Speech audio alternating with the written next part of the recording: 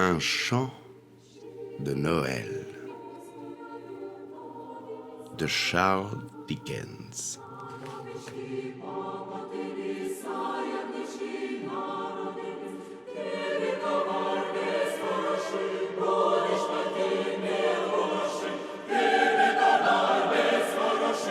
Cinquième couplet. Fin de cette histoire.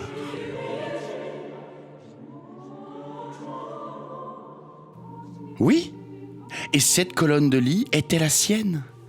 C'était celle de son propre lit dans sa propre chambre. Mais le mieux, le plus heureux de tout, c'était que le temps à venir lui appartenait aussi, pour réparer ses torts. « Je veux vivre dans le passé, le présent et l'avenir », répéta Scrooge en dégringolant de son lit. « Les leçons des trois esprits demeureront gravées dans ma mémoire. Oh Jacob Marley, que le ciel et la fête de Noël soient loués pour ce qui arrive. Je le dis à genoux, vieux Jacob, à genoux !» Il était si agité, si échauffé par toutes ses bonnes résolutions, que c'est à peine si sa voix brisée lui obéissait. Il avait sangloté violemment au cours de sa lutte avec l'esprit, et son visage était baigné de larmes. « Ils ne sont pas arrachés !» s'écria-t-il en étreignant un de ses rideaux de lit. « Ils ne sont pas arrachés, ni les anneaux non plus !»«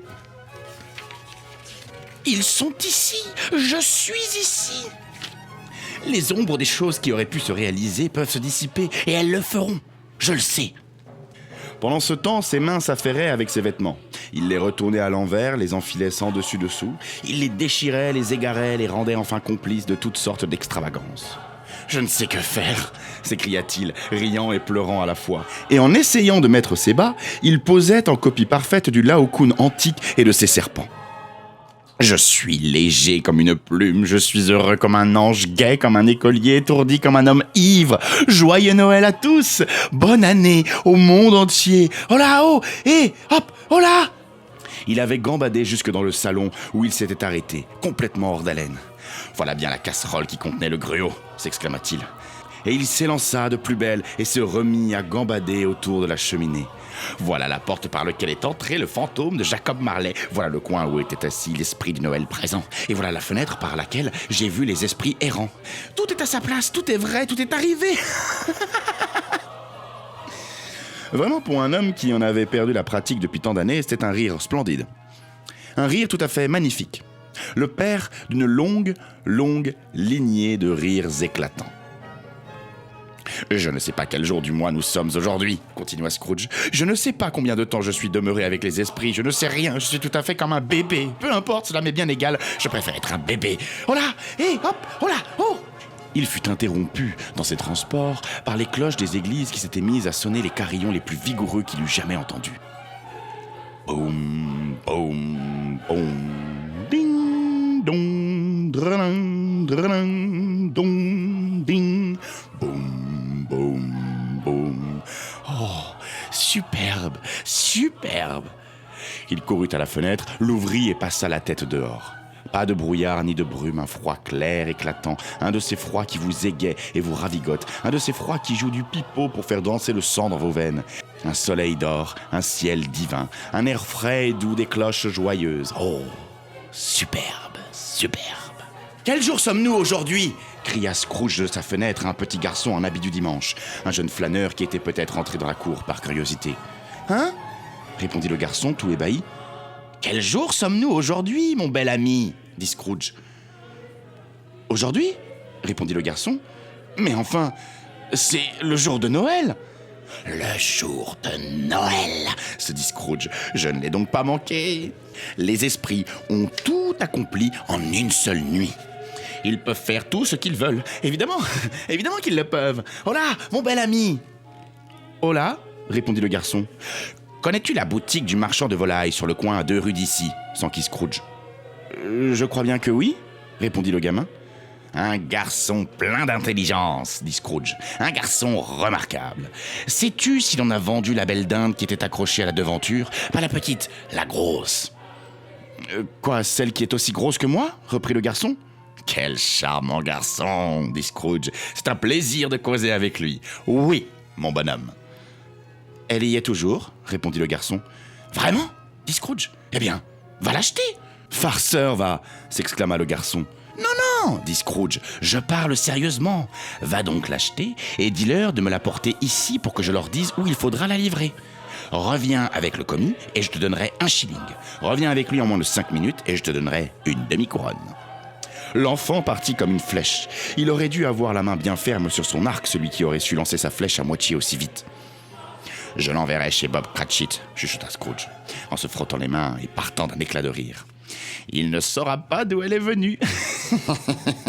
Elle est 2 fois plus grosse que Petit Tim. Ce sera une bonne plaisanterie de l'envoyer chez Bob. Joe Miller n'a jamais fait de pareil. Il écrivit l'adresse d'une main qui n'était pas très ferme, mais il y parvint tout de même, tant bien que mal, avant de descendre ouvrir la porte de la rue pour recevoir le commis du marchand de volailles. Alors qu'il était là à l'attendre, il eut le regard attiré par le marteau de la porte. « Je l'aimerai toute ma vie », s'écria Scrooge en le caressant de la main. « Et moi qui ne l'avais presque jamais regardé. Quelle expression honnête il a dans le visage, c'est un marteau merveilleux. Ah, voilà la dinde. Voilà, et hop, comment allez-vous? Joyeux Noël !» C'en était une dinde, celle-là. Il n'aurait pas pu tenir sur ses pattes, ce volatile. Il les aurait brisées net en 1 minute comme des bâtonnets de cire à cacheter. « Mais j'y pense, c'est impossible de porter cela jusqu'à Camden Town, dit Scrooge.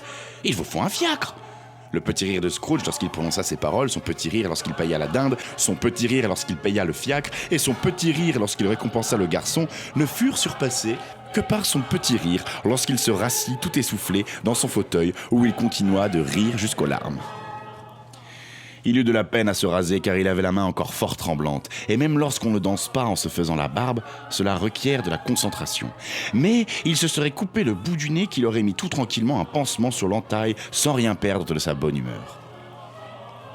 Il revêtit tout ce qu'il avait de mieux et sortit enfin dans la rue. À cette heure, les gens affluaient comme il les avait vus faire en compagnie de l'esprit du Noël présent. Les mains derrière le dos, Scrooge marchait en les observant tous avec un sourire ravi. Il avait l'air si parfaitement aimable, en un mot, que 3 ou 4 joyeux gaillards lui dirent « Bonjour, monsieur, joyeux Noël, monsieur !» Plus tard, Scrooge affirma souvent que, de tous les sons agréables qu'il eût entendus dans sa vie, ceux-là avaient été les plus agréables à son oreille. Il n'avait pas fait beaucoup de chemin lorsqu'il vit, qui se dirigeait de son côté, le monsieur corpulent qui était entré la veille dans son bureau et lui avait demandé « Scrooge Marley, si je ne m'abuse ?» Scrooge sentit une douleur lui traverser le cœur en songeant à l'opinion que le vieux monsieur aurait de lui au moment où ils se rencontreraient. Mais il savait quel parti prendre et n'hésita pas. « Mon cher monsieur, » dit Scrooge en pressant le pas pour prendre les 2 mains du vieux monsieur, « comment vous portez-vous ? J'espère que la quête a été bonne hier. C'était vraiment bon de votre part. Joyeux Noël, monsieur. » « Monsieur Scrooge ? » « Oui, dit Scrooge, c'est mon nom, et je crains qu'il ne vous soit pas des plus agréables. Permettez que je vous fasse des excuses. Voudriez-vous avoir la bonté ?» Et Scrooge lui murmura quelques mots à l'oreille. « Est-ce Dieu possible ?» s'écria le monsieur comme suffoqué. « Mon cher monsieur Scrooge, parlez-vous sérieusement ?»« Je vous en prie, dit Scrooge, pas 1 liard de moins. Je ne fais que solder l'arriéré, je vous assure. Me feriez-vous cette grâce ?» « Mon cher monsieur, reprit l'autre en lui serrant la main, je ne sais que dire devant tant de munifi. »« Non, ne dites rien, je vous en prie, interrompit Scrooge. Venez me voir. Acceptez-vous de venir me voir ?»« Mais oui, je viendrai, s'écria le vieux monsieur. Et de toute évidence, il en avait l'intention. Merci, dit Scrooge. Je vous suis très reconnaissant. Je vous remercie 1000 fois. Dieu vous bénisse. Il alla à l'église, parcourut les rues, regarda les gens qui allaient et venaient en grande hâte, donna aux enfants des petites tapes amicales sur la tête, interrogea des mendiants, plongea le regard dans les cuisines des maisons, le releva vers les fenêtres, et il constata que tout ce qu'il voyait pouvait lui donner du plaisir. Il ne s'était jamais imaginé qu'une promenade, que rien au monde, pût lui procurer tant de bonheur. L'après-midi, il dirigea ses pas vers la maison de son neveu. Il passa et repassa devant la porte une dizaine de fois avant de trouver le courage de monter les marches du perron et de frapper à la porte. Mais enfin, il s'élança et laissa retomber le marteau. « Votre maître est-il chez lui, ma chère enfant ?» dit Scrooge à la servante. Un beau brin de fille, ma foi. « Oui, monsieur. »« Où est-il, ma mignonne ?»« Dans la salle à manger, monsieur, avec madame. Je vais vous faire monter si vous le voulez bien. » « Merci. Il me connaît, » reprit Scrooge, la main déjà posée sur le bouton de la porte de la salle à manger. « Je vais entrer ici, ma chère enfant. » Il tourna le bouton tout doucement, entr'ouvrit la porte et passa la tête de côté. Il examinait la table, qui était dressée comme pour un gala, car ces jeunes mariés sont toujours inquiets sur de telles questions et aiment à s'assurer que tout est comme il faut.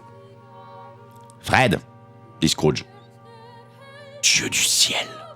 Comme sa nièce par alliance sursauta. L'espace d'un instant, Scrooge avait oublié qu'il l'avait vu installer dans le coin un tabouret sous les pieds, sans quoi il ne serait pas rentré de la sorte. Sûrement pas. « Dieu me pardonne !» s'écria Fred. « Qui est donc là ?»« C'est moi, ton oncle Scrooge, je viens dîner. Tu veux bien me laisser entrer, Fred ?» Le laisser entrer ? Peu s'en fallut que Fred ne lui démît le bras en lui serrant la main. En 5 minutes, Scrooge se sentit comme chez lui. On ne pouvait souhaiter accueil plus cordial. Sa nièce était toute pareille à son mari, de même que Topper, que la petite sœur Rondelette et que tous les autres lorsqu'ils arrivèrent à leur tour. Quelle réunion merveilleuse, quel jeu merveilleux, quelle unanimité merveilleuse, quel bonheur merveilleux.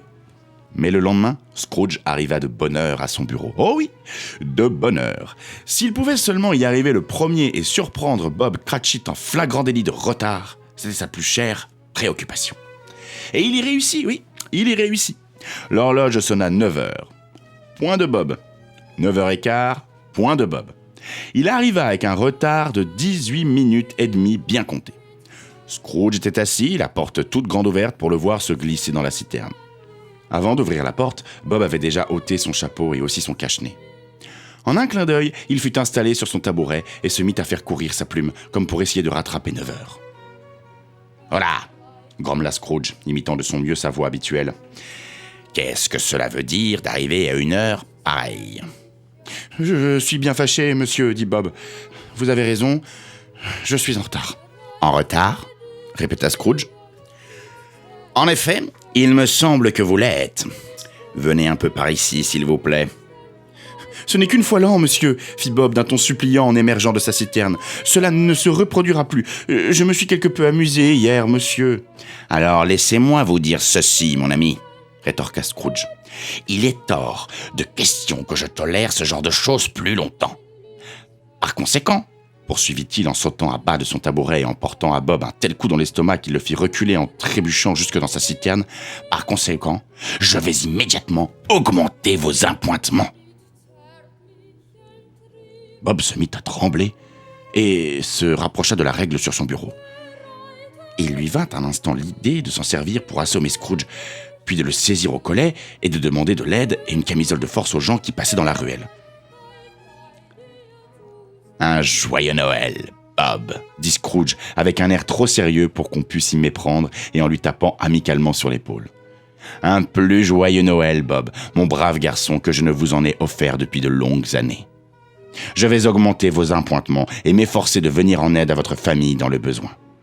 Et dès cet après-midi, nous discuterons de vos affaires en buvant le bol traditionnel de punch fumant, Bob. Allumez les 2 feux et allez vite acheter un 2e seau à charbon avant de mettre un autre point sur un « i ». Bob Cratchit. Scrooge tint parole, mais mieux encore. Il fit tout ce qu'il avait promis et bien davantage encore. Et pour Petit Tim, qui, non, ne mourut pas. Il fut dorénavant un second père. Il devint un aussi bon ami, un aussi bon maître, une aussi bonne personne qu'en connut la bonne vieille cité ou toute autre bonne vieille cité, ville ou bourgade de notre bon vieux monde. Il y en eut pour rire du changement qui s'était produit en lui, mais il les laissa rire et ne s'en soucia guère. Il avait la sagesse pour savoir que sur cette terre, il n'est jamais rien arrivé de bon qui n'ait commencé par en faire qu'un rire certain. Et comme il savait que ces gens-là seraient aveugles de toute façon, mieux valait, pensait-il après tout, avoir des rides autour des yeux à force de rire que d'avoir cette maladie sous une forme moins agréable. Il riait lui-même jusqu'au fond du cœur. Il n'en demandait pas davantage.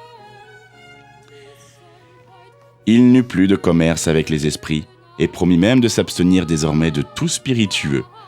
Et on disait toujours de lui que si quelqu'un sur cette terre savait vraiment fêter Noël, c'était bien lui. Puisse-t-on en dire autant de nous tous?